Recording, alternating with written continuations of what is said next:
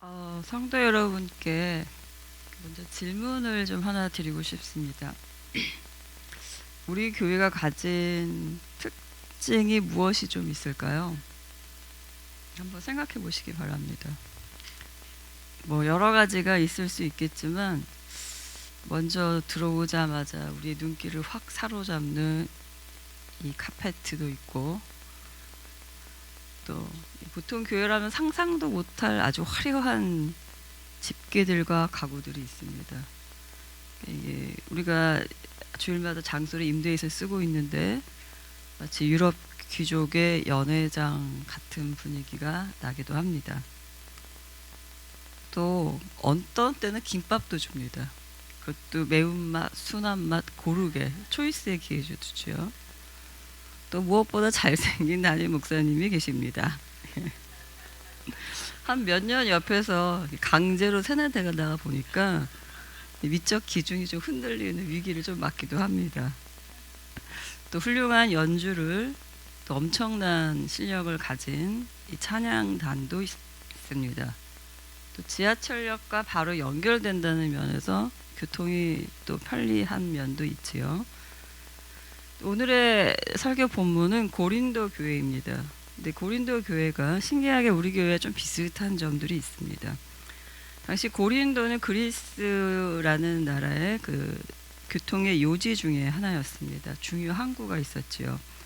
마치 우리에게 발휘되어주는 방배 지하철역이 코앞에 있는 것처럼 그들도 좋은 그런 교통의 입지 조건을 갖고 있었습니다. 따라서 고린도에는 많은 그 항구를 통해서 많은 무역이 행해졌고 또 상업이 번성한 그런 도시였습니다.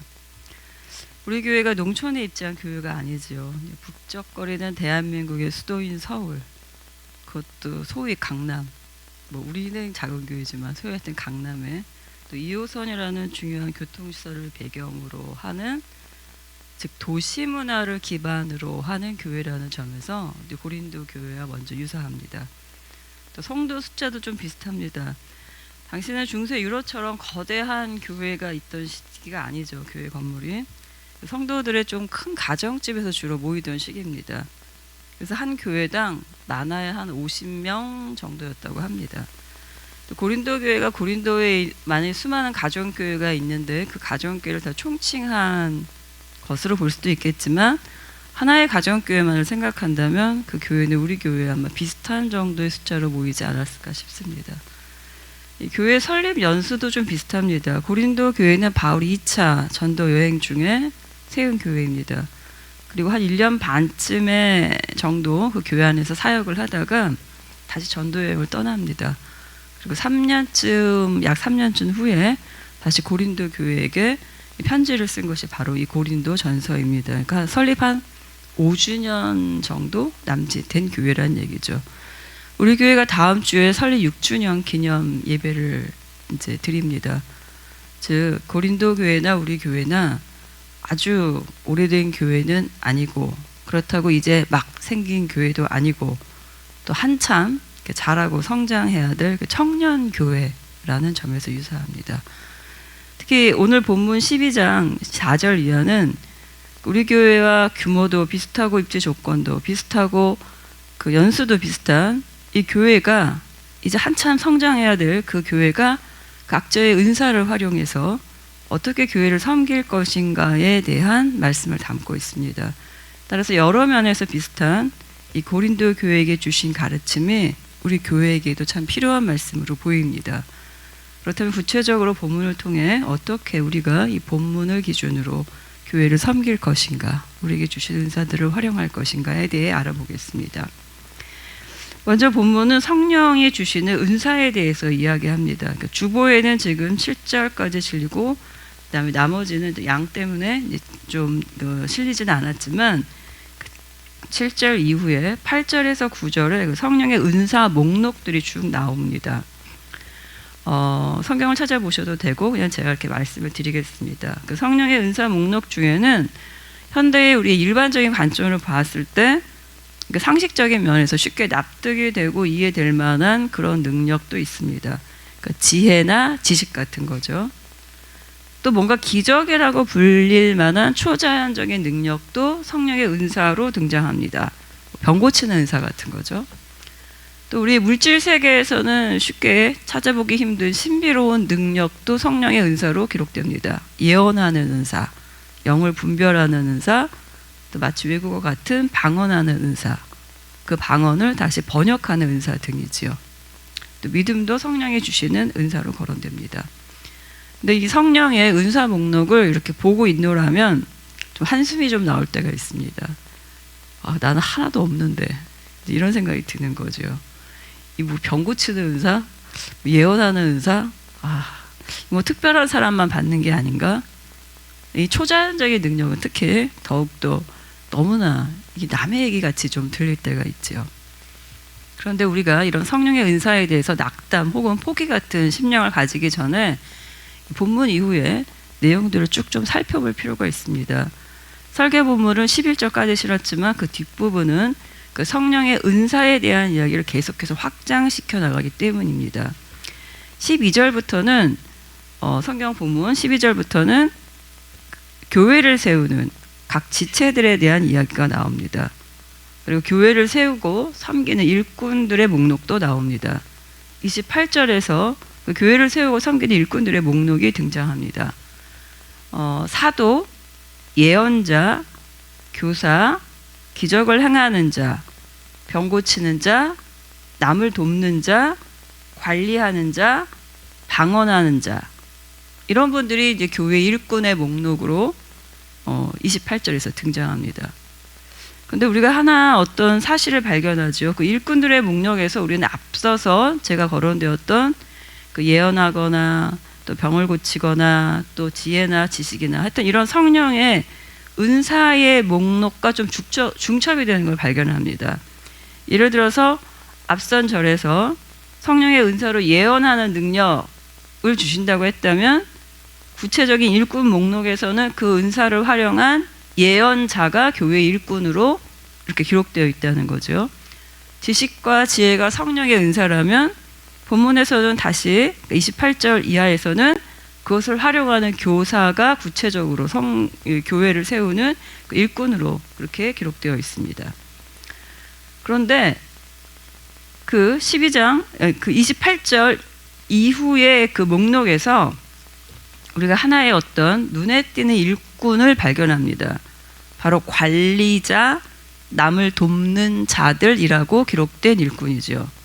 이들은 성령의 은사 목록에 직접적으로 거론된 어떤 성령의 은사와 매칭되는 것 같아 보이지는 않습니다. 근데 그럼에도 불구하고 성령의 은사 목록에 직접적으로 기록된 것들을 활용하는 그 일꾼들의 목록에 함께 나란히 기록되어 있습니다. 14장 26절에서도 다시 한번 교회를 섬기는 일꾼들의 목록이 나옵니다. 그곳에서도 성령의 은사 목록에 직접적으로 거론된 은사를 활용해서 가르치는 교사, 예언하는 자, 즉 하나님의 계시를 말하는 자, 뭐 방언하는 자, 통역하는 자 등이 등장합니다. 그러니까 이들은 정확하게 성령의 은사와 매칭이 되지요. 그런데 앞서서 보았던 관리자나 남을 돕는 자들처럼 성령의 은사 목록에는 있지 않지만 함께 나란히 기록되었던 자들처럼 또 하나의 기록된 자들이 등장합니다. 바로 찬송하는 자들이죠. 즉 찬송하는 자, 남을 돕는 자, 관리자들은 성령의 은사 목록에는 직접적으로 명기되어 있지 않지만 그들은 성령의 은사 목록과 관련된 일꾼들과 동등하게 기록된 것입니다. 즉 12장 8절에서 9절에서 직접적으로 거론된 성령의 은사 목록만이 성령의 은사가 전부가 아니라는 말씀이시죠.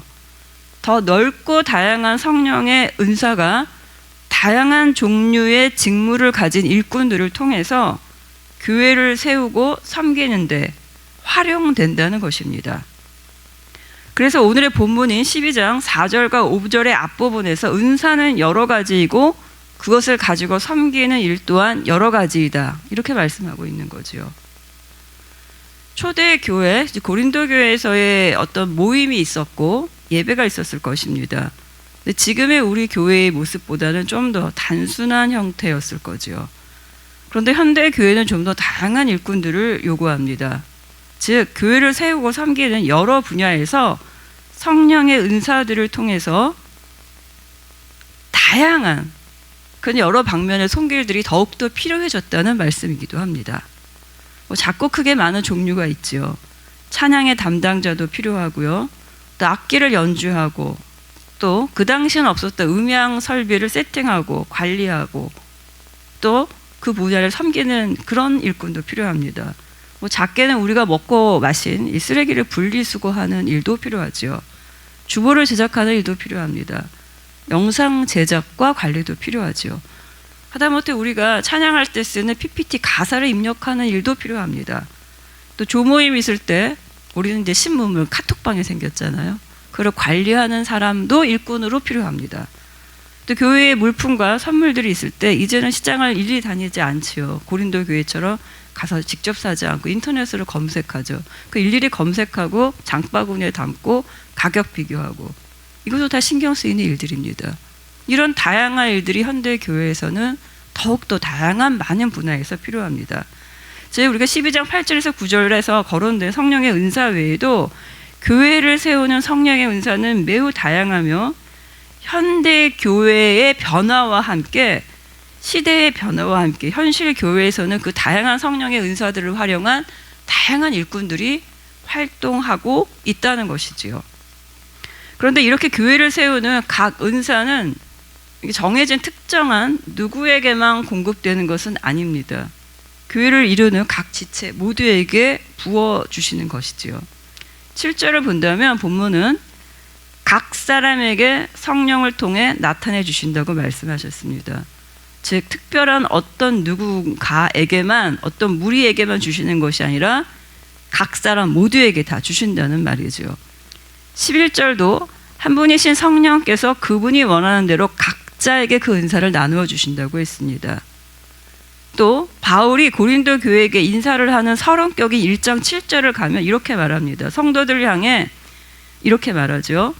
여러분은 어떤 은사에도 부족함이 없습니다. 이렇게 말하고 있습니다. 콕 집어서 리더들만 가지고 여러분은 은사에 부족함이 없다. 이렇게 말하는 것이 아니라 그 교회의 모든 사람들을 향해서 여러분들은 모든 은사에 부족함이 없다. 이렇게 말하고 있다는 것이죠. 즉 교회를 세우고 섬기는 일에 누군가를 소외시켜서도 안 되고 누군가를 자격 미달로 제외시켜서도 안 된다는 것이지요. 동시에 교회를 섬기는 일에 타인이 아니라 자기 스스로 자기를 소외시키거나 무관심하거나 열의가 없어서도 안 된다는 말씀입니다. 물론 이 말이 당장 바로 확실치도 않은 그 성령의 은사를 가지고 당장에 무모하게 어떤 큰 일을 하라는 것을 의미하지는 않습니다. 교회 온 지 얼마 안 된 분이 있을 수도 있고 믿음을 가진 지 얼마 안 된 분들이 있을 수 있습니다. 그런 분들은 오히려 교회의 안내를 받으면서 우선은 개인의 믿음이 성장하는 것이 더 중요합니다. 또 어떤 은사들은 시간을 들여서 오랜 기간 좀 훈련을 할 필요가 있는 은사들도 있습니다. 그런데도 불구하고 시간이 어느 정도 많이 흘렸고 이미 충분한 어떤 준비 과정을 거쳤음에도 여전히 내가 손님으로만 있다면, 이 교회에 손님으로만 있다면 그것은 내 안에 이미 부어주신 그 은사들을 또는 개발해야 될 그 은사들을 잠재우고 있는 나름의 나태함이라고 볼 수가 있다는 것이지요. 11절처럼 성령님이 그분이 원하시는 대로 각 사람에게 주시는 그 은사를 모든 교회 지체 분들이 함께 사모하기를 바랍니다. 그리고 그 은사를 가지고 다양한 섬김으로 우리의 교회를 함께 세워나가기를 바랍니다.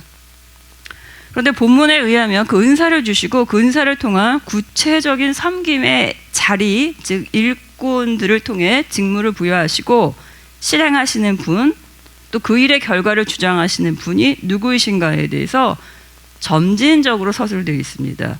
4절, 5절, 6절에서 바로 삼위일체 하나님의 협력이 드러납니다. 4절에 의하면 성령의 은사를 주시는 분은 성령님이시죠. 5절에 의하면 그 은사를 통해서 우리에게 구체적인 그 직무를 통한 섬김을 받으시는 분은 성자 예수 그리스도이십니다.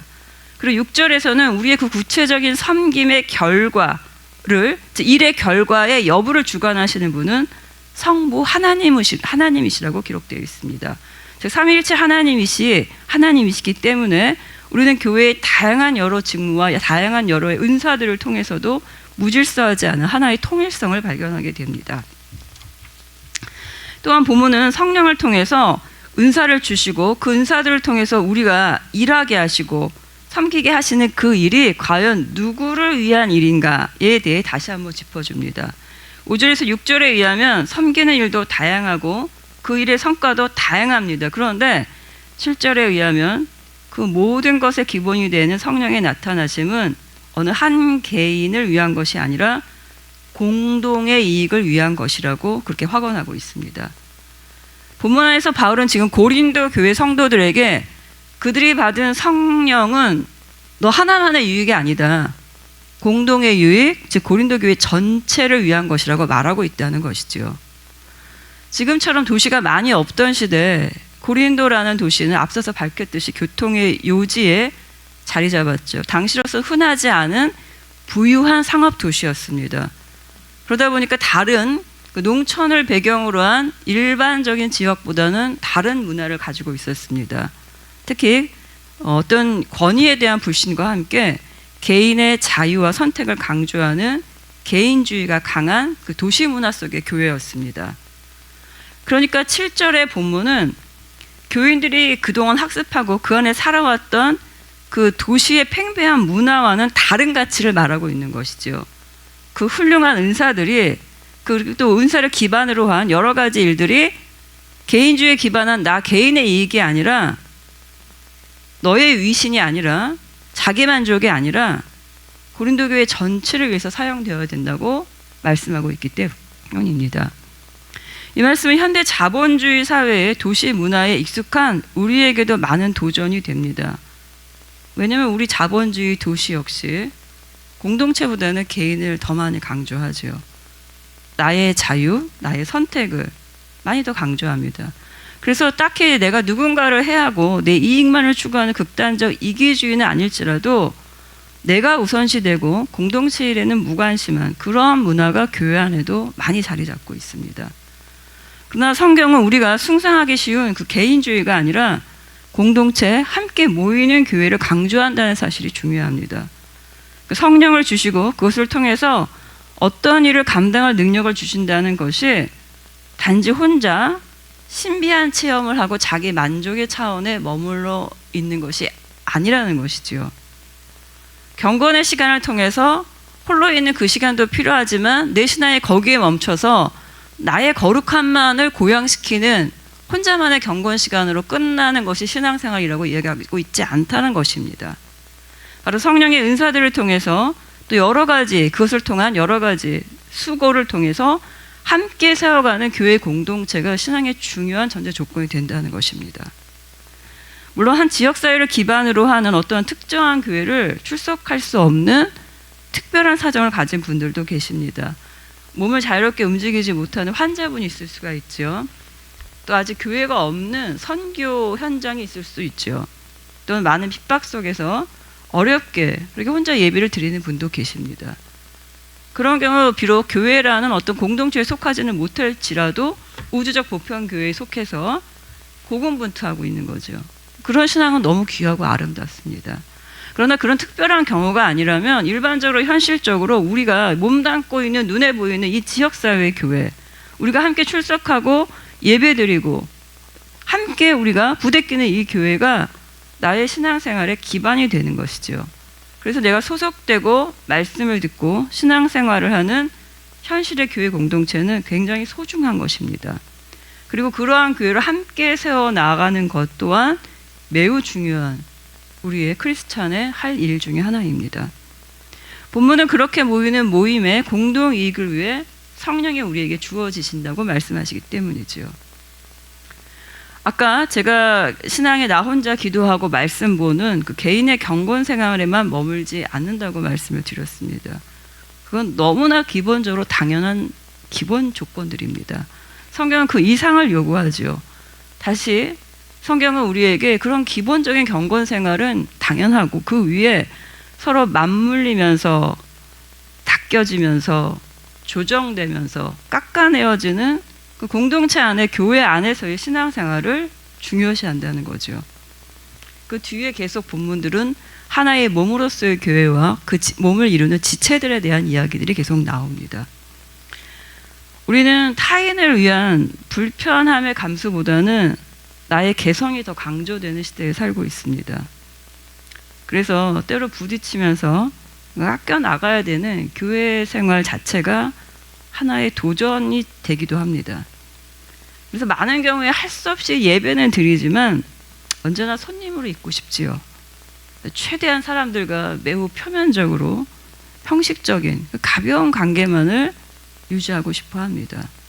즉 타인이 감히 내게 돌진해 와서 나의 튀어나온 모서리에 부딪혀 아파할 때 나는 나의 그 모서리를 깎을 조그만 여지도 별로 용인하고 싶어 하지 않는 거지요. 아주 예의 바른 그 선을 지키고 싶어 한다는 것이죠. 그러나 성경은 특히 13절 이하는 아무도 타의에 의해서이든지 자의에 의해서든지 소외되지 않으면서 한 몸으로 세우는 교회 공동체를 이야기하며 계속해서 풀어나갑니다. 다음 주는 앞서 말씀드렸던 것처럼 6주년 기념주일로 정식 예배를 드립니다. 우리 교회는 참 작은 교회이기도 합니다. 건물도 없는 교회죠. 그러나 앞서 말씀드린 것처럼 가만히 보면 참 특이하고 또 나름 귀한 것들이 참 많습니다. 뭐 좋은 교통도 또 그 중에 하나일 수 있고 또 매우 특이하지만 어느 교회에서도 맛볼 수 없는 이 분위기의 인테리어도 그렇고 또 김밥도 그렇고 또 일부러 잘생김을 주장하면서 하시면서 우리를 편안케 하시는 겸손한 그 목회의 인격이 있지요. 또 뭐 이벤트 회사에서 나왔는가 싶게 그 레크레이션을 재밌게 준비해 주시는 특별한 재능도 있습니다. 그 자신과 똑 닮은 눈이 똘망똘망한 캐릭터로 진행되는 특별한 그림 설교도 있습니다. 또 이렇게 모아놓고 보면은 꽤나 살림에 짭짤하게 사용되는 퀴즈도 있습니다. 퀴즈에 선물이 짭짤하더라고요. 또 알고 보면 앨범도 내셨던 그 전문 연주자들도 있고 또 미남 미녀로 구성된 찬양가 리더도 있죠. 또 쉬운 이야기지만 굉장히 어렵게 이야기하는 이상한 재주를 가진 저도 있으니까 여러분이 좀 심심치는 않으실 겁니다. 이외에도 보이지 않는 곳에서 예를 든 것처럼 앞서 예를 든 것처럼 매주 쓰레기 봉투를 정리하시는 그 손길도 있죠. 또 황금 같은 토요일을 주보로 또 인쇄물 제작에 시간을 쏘는 손길도 있습니다. 새벽부터 와서 또 예배의 전반을 준비하는 말없는 누군가들이 계십니다. 또 성도님의 생일을 다른 분들에게 일일이 알람을 해주시는 사랑의 메신저도 있죠. 집에 갈 때는 세팅된 각종 집게들을 뭐 누가 먼저랄 것도 없이 우리가 함께 도와서 옮기지요. 또 아무도 모르게 간식을 챙기는 손길도 있습니다. 이외에도 제가 일일이 열거하지 않은 많은 섬김이 우리의 교회를 함께 세워나갑니다.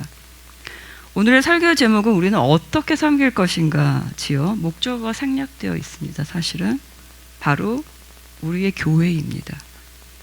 그러니까 모든 이들에게 유익을 주시는 그 다양한 성령의 은사를 통해서 다양한 곳에서 나의 유익이 아니라 공동의 유익을 위해 또 주님이 받으시고 그 결과까지 책임지시는 하나님께 맡기는 그런 진실하고 겸손한 자세로 우리의 교회를 함께 세워나가기를 원합니다. 우리 모두 멋진 교회를 세우고 싶잖아요. 나의 이상적인 교회가 있잖아요. 내가 있던 교회, 전에 있던 교회 또는 신문에서 보던 교회에 치여서 우리는 건강하고 멋지고 거룩한 교회를 나름대로 꿈꾸잖아요. 다들. 그리스도께서 피로 주고 사신 이 교회, 그리스도가 머리이신 그 교회를 다른 누가 만들어주는 것이 아니라 여기에 모인 우리 모두가 거룩한 빈 예수 마을 교회를 그런 교회로 함께 세워나가기를 축원합니다. 아멘.